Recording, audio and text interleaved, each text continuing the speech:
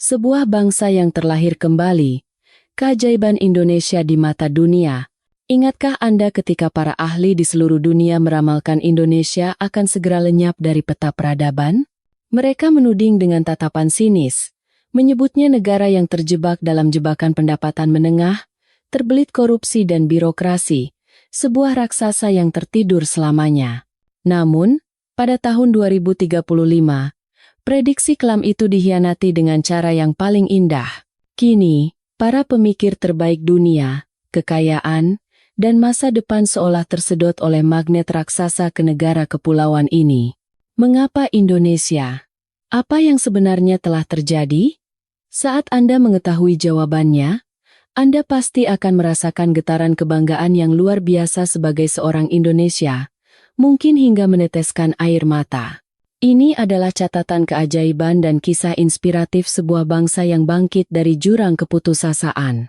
Guncangan Nusantara kedua, sebuah bangsa baru yang lahir di dalam Indonesia. Dunia benar-benar terbalik oleh berita yang belum pernah terjadi sebelumnya. Sebuah bangsa kedua sedang dibangun di Indonesia. Fenomena terbentuknya sebuah tatanan masyarakat baru yang dahsyat ini menghancurkan akal sehat dan merupakan awal dari ledakan besar yang meruntuhkan batas-batas negara konvensional. Seorang akademisi terkemuka dunia, dengan wajah pucat pasi, berteriak, "Ini adalah penataan ulang peradaban manusia yang belum pernah ada sebelumnya. Inilah identitas keajaiban yang dicapai oleh Indonesia.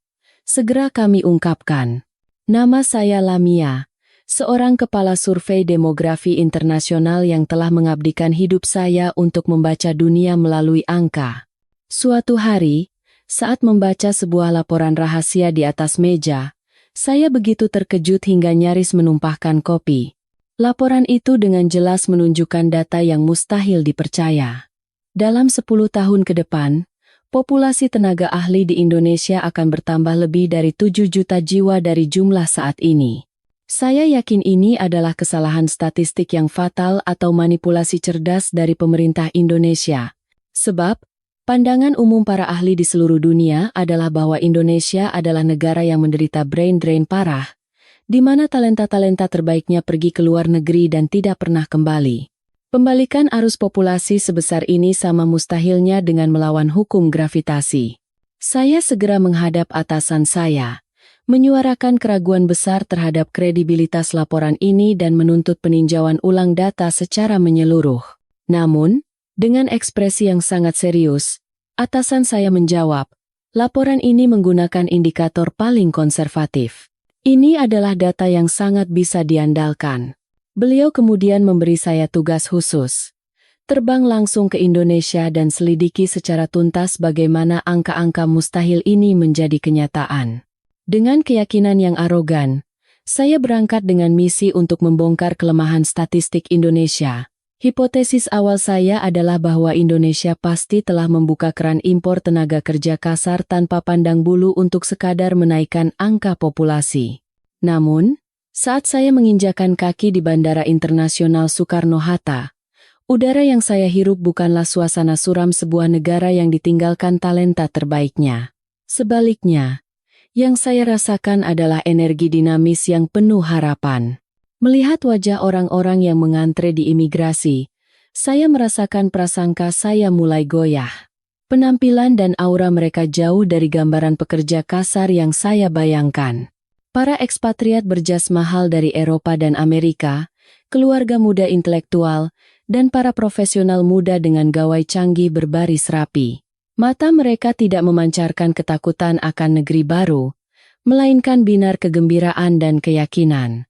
Untuk mencari bukti bahwa pemerintah Indonesia memanipulasi data dengan menurunkan standar imigrasi, saya segera meminta data kebijakan imigrasi dari Kementerian Hukum dan HAM. Namun, data yang saya lihat justru membuat saya semakin bingung. Proses seleksi imigrasi Indonesia ternyata jauh lebih ketat dari sebelumnya, dengan persyaratan visa yang termasuk salah satu yang tertinggi di dunia. Meskipun begitu, jumlah pendaftar berpendidikan tinggi dari seluruh dunia yang ingin pindah ke Indonesia meningkat secara eksponensial. Antrean para profesional dari kota-kota besar seperti New York, London, dan Singapura yang ingin memindahkan basis mereka ke Indonesia seakan tak ada habisnya. Saya curiga mereka dijanjikan dana bantuan atau hak istimewa yang besar oleh pemerintah Indonesia. Maka, saya memutuskan untuk turun langsung ke lapangan, menyelidiki pusat-pusat bisnis di Jakarta seperti SCBD dan kawasan kota pintar baru di ibu kota Nusantara IKNN. Mendengar percakapan orang asing di jalanan, saya terkejut karena bahasa yang mereka gunakan bukan hanya Inggris, tetapi juga Jerman, Prancis, dan bahkan bahasa-bahasa dari negara Skandinavia. Pemandangan mereka duduk di kafe-kafe lokal, berdiskusi pekerjaan dengan santai, menjadi kejutan yang kuat bagi saya. Guncangan terbesar datang ketika saya menemukan bahwa nama-nama dalam daftar imigran asing ini adalah para elit kelas dunia yang sangat dikenal di komunitas akademis dan industri global. Ratusan lulusan terbaik dari universitas-universitas Ivy League, para peneliti tingkat doktoral dari lembaga riset terkemuka di Eropa, kini telah pindah untuk bekerja di perusahaan rintisan, startup atau pusat riset di Indonesia yang namanya bahkan belum pernah saya dengar. Saya yakin ini adalah hasil dari pemerintah Indonesia yang menggelontorkan anggaran negara untuk membeli talenta global. Saya mulai menyelidiki syarat perekrutan perusahaan dan subsidi pemerintah. Namun, hasil penyelidikan saya kembali membuat saya terperangah. Mayoritas dari mereka secara sukarela memilih Indonesia meskipun menerima gaji yang jauh lebih rendah daripada di negara asal mereka. Seorang insinyur inovatif dari Google, yang di Silicon Valley dijamin gaji puluhan miliar rupiah, pindah ke lembaga riset kecerdasan buatan di Indonesia dengan gaji kurang dari setengahnya. Saya tidak bisa menjelaskan ini dengan logika ekonomi manapun. Saya pikir ini adalah hasil dari perang psikologis atau propaganda canggih.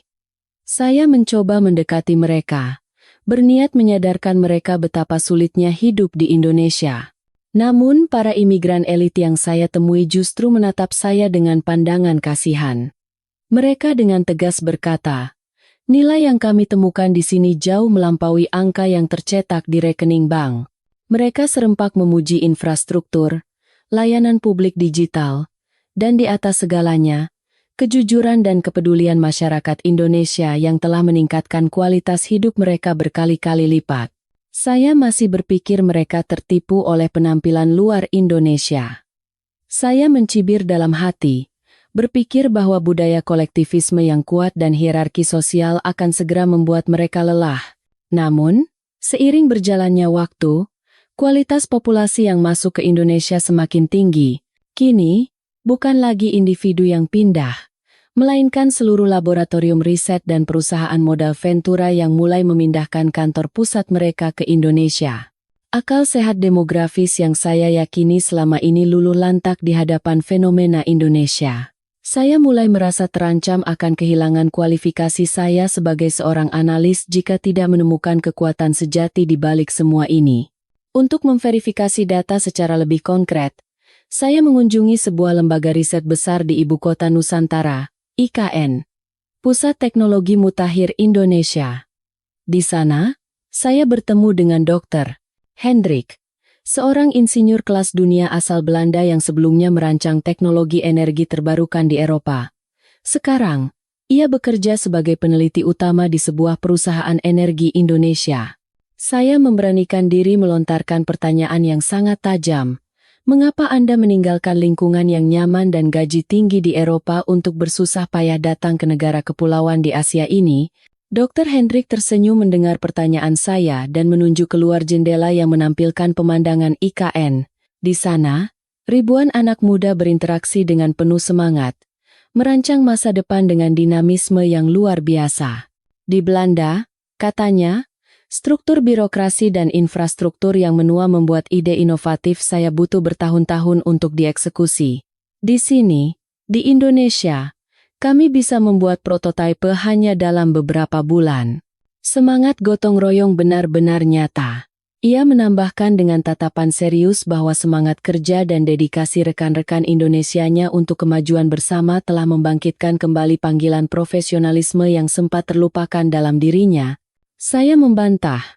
Bukankah kecepatan dan semangat itu adalah hasil dari eksploitasi tenaga kerja? Ia menggeleng tegas. Ini bukan paksaan. Ini adalah energi sukarela untuk tumbuh bersama. Anda mungkin belum tahu, budaya perusahaan di Indonesia telah bertransformasi total dari struktur hierarkis menjadi lingkungan yang paling fleksibel dan kreatif di dunia. Percakapan itu membuat saya sadar betapa sempitnya cara pandang saya yang berpusat pada Barat. Indonesia tidak hanya unggul secara teknologi, tetapi juga memiliki daya tarik unik yang mampu membangkitkan gairah manusia. Para jenius seperti Dr. Hendrik memilih Indonesia bukan karena uang, tetapi karena disinilah satu-satunya platform di mana mimpi mereka dapat diwujudkan dengan paling cepat dan tepat. Setelah pertemuan itu, muncul pertanyaan baru. Apakah efisiensi kerja saja cukup untuk membuat seseorang memindahkan seluruh keluarganya ke Indonesia? Saya menemui Dr. Aisyah, seorang ahli bioteknologi dari Singapura yang memiliki masa depan cerah.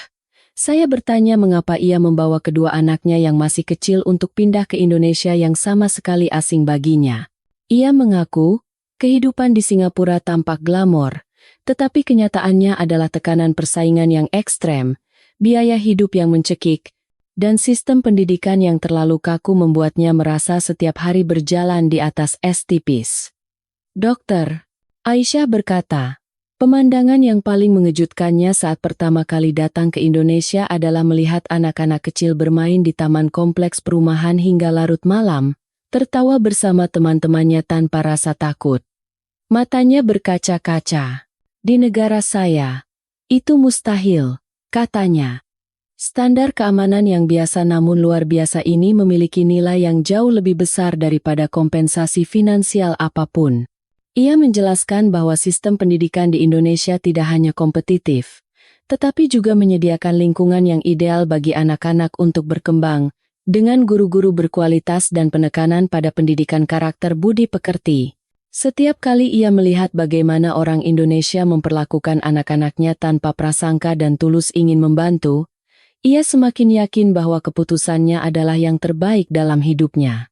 Dari ceritanya, saya sadar bahwa masalah brain drain yang saya pahami dari data statistik kini telah memasuki babak baru, diisi oleh populasi berkualitas tinggi dari luar. Indonesia bukan lagi negara yang kehilangan talenta, melainkan telah menjadi tanah suci bagi para orang tua di seluruh dunia yang ingin membesarkan anak-anak mereka di lingkungan yang paling aman dan manusiawi. Dr. Aisyah menekankan, meskipun gajinya di Indonesia lebih kecil, kualitas hidup yang ia rasakan jauh lebih tinggi berkat layanan kesehatan yang terjangkau, transportasi publik yang terintegrasi, dan infrastruktur hidup berkualitas dengan biaya yang wajar. Sebagai seorang analis, saya memutuskan untuk berjalan-jalan di Jakarta pada malam hari untuk membuktikan sendiri klaim Dr. Aisyah. Suatu malam di tahun 2035, jalanan di kawasan Sudirman terang benderang seperti siang hari. Ribuan orang berjalan dengan bebas tanpa kewaspadaan berlebih. Pemandangan itu terasa surreal. Di kota-kota besar tempat saya tinggal di Eropa atau Amerika, keluar di malam hari adalah pertaruhan nyawa. Pemandangan damai di Jakarta ini terasa seperti saya berada di dunia paralel. Orang-orang meninggalkan laptop mereka di bangku taman saat pergi ke toilet. Dompet tergeletak di atas meja kafe sementara pemiliknya asyik mengobrol. Ini adalah puncak dari kepercayaan kolektif yang tak bisa saya pahami. Saya menyadari bahwa tingkat kesadaran sipil yang tinggi ini bukanlah sekadar hasil pendidikan, melainkan buah dari budaya kejujuran dan tenggang, rasa saling menghormati yang telah dipupuk oleh bangsa Indonesia selama berabad-abad. Modal sosial seperti ini tidak bisa dibeli dengan uang. Dan inilah alasan krusial mengapa para elit dunia rela meninggalkan kekayaan mereka untuk datang ke Indonesia.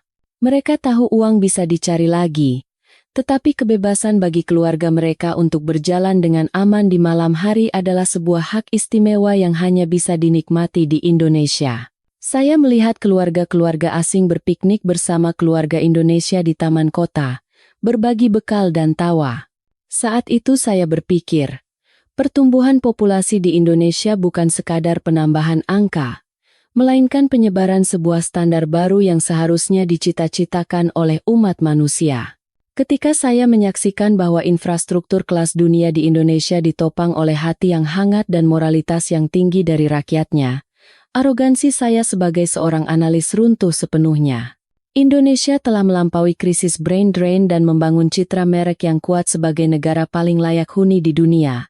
Dan kekuatan merek itulah yang menjadi gravitasi raksasa yang menarik kecerdasan dari seluruh penjuru bumi.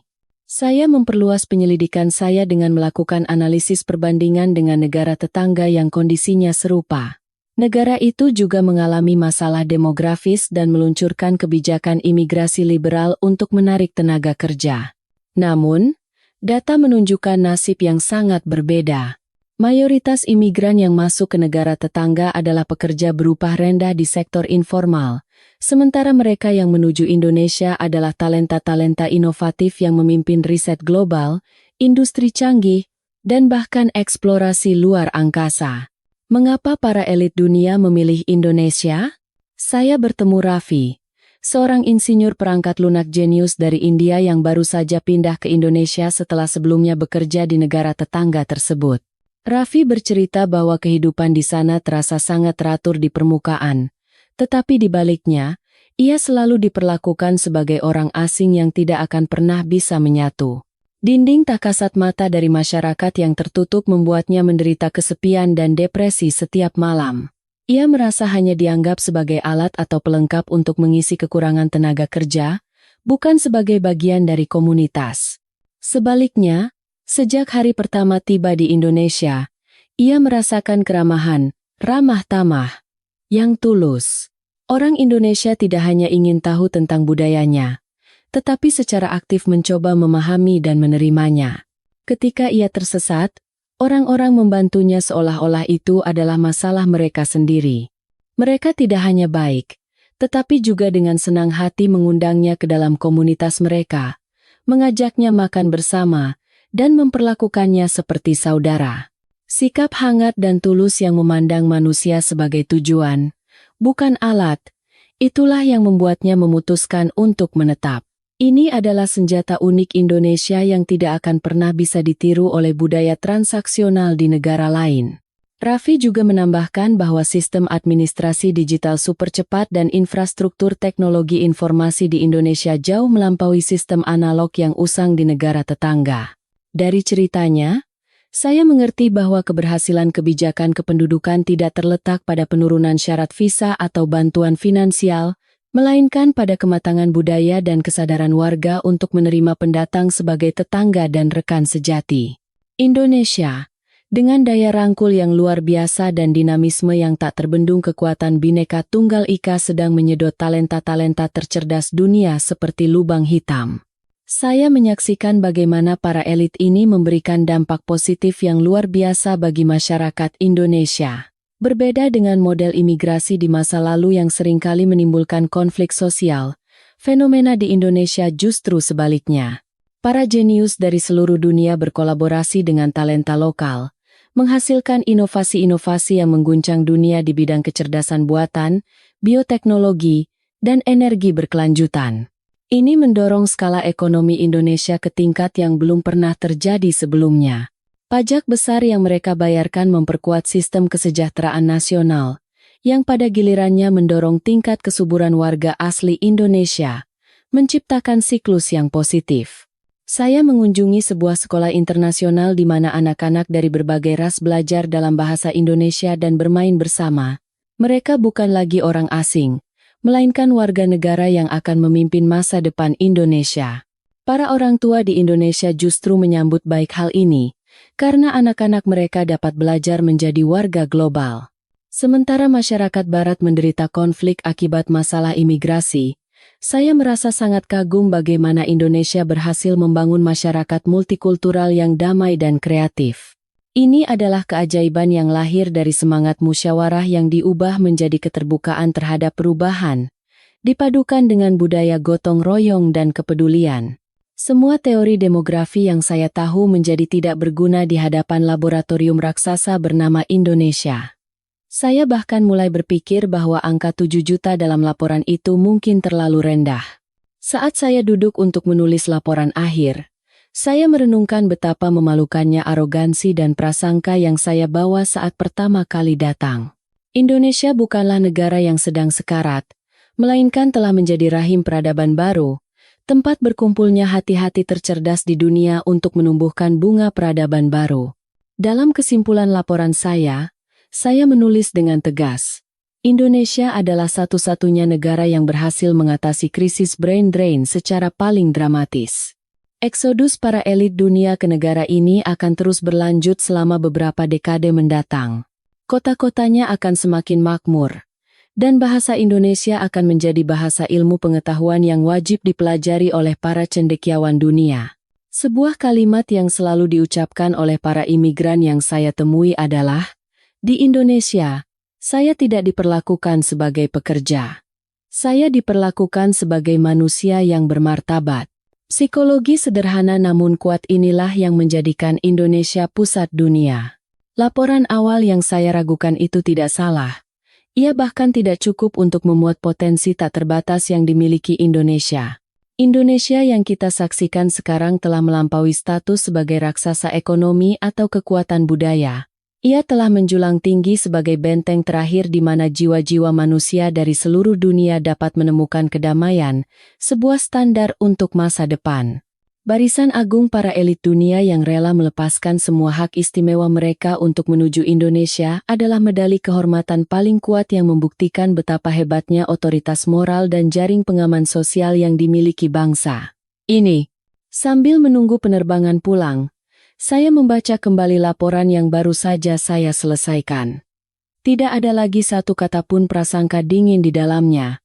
Yang tertulis adalah catatan hati yang tidak bisa diukur dengan angka. Indonesia akan segera lenyap.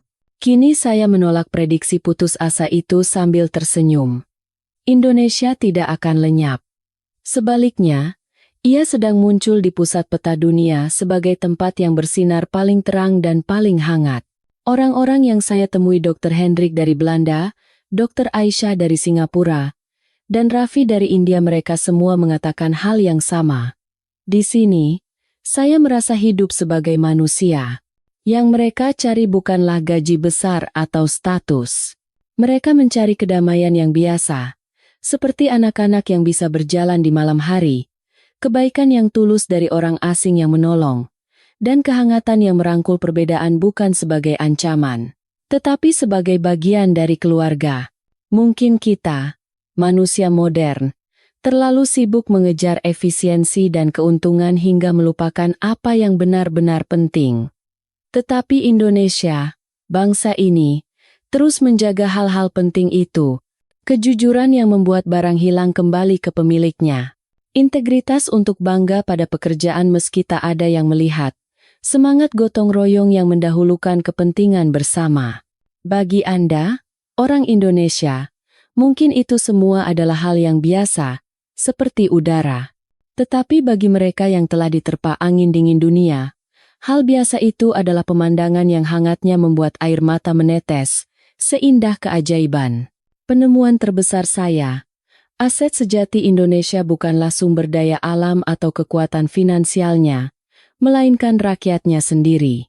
Seperti yang ditunjukkan perbandingan dengan negara lain, semegah apapun gedung yang dibangun, secanggih apapun sistem yang dibuat, jika tidak ada hati yang hangat di dalamnya, ia tidak akan pernah bisa menarik jiwa manusia.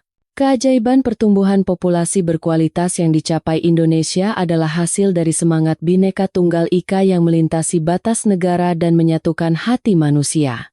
Sekarang, kepada Anda yang menonton video ini, saya ingin menyampaikan dengan rasa hormat yang tulus. Jika Anda merasa cemas atau tidak percaya diri tentang masa depan Indonesia, tolong angkat kepala Anda. Kebaikan Anda yang sederhana, kejujuran Anda dalam menaati aturan, dan kelembutan hati Anda saat tertawa bersama orang lain. Itulah yang kini menyelamatkan orang-orang di seluruh dunia dan mengubah bangsa ini menjadi harapan bagi umat manusia. Nusantara kedua telah lahir. Ini bukan tentang wilayah fisik. Ini adalah tentang jutaan orang di seluruh dunia yang merindukan Indonesia sebagai kampung halaman di hati mereka. Sebuah bangsa ikatan yang tak terlihat namun tak terpatahkan, yang diikat oleh kepercayaan dan rasa hormat. Di halaman terakhir laporan saya, tertulis, dunia kini belajar dari Indonesia. Bahwa kekayaan sejati terletak di dalam masyarakat yang aman untuk ditinggali dan hati yang saling peduli. Pada tahun 2035, Indonesia secara diam-diam namun kuat telah membuka gerbang era baru. Jangan pernah lupakan bahwa kehadiran Anda sangat penting di dalam masa depan yang indah ini. Banggalah menjadi orang Indonesia, atau menjadi seseorang yang mencintai semangat Indonesia, karena hari ini yang Anda jalani adalah impian bagi seseorang di belahan dunia lain. Kisah ini berakhir di sini, tetapi sejarah keajaiban yang ditenun oleh Indonesia akan terus berlanjut bersama Anda.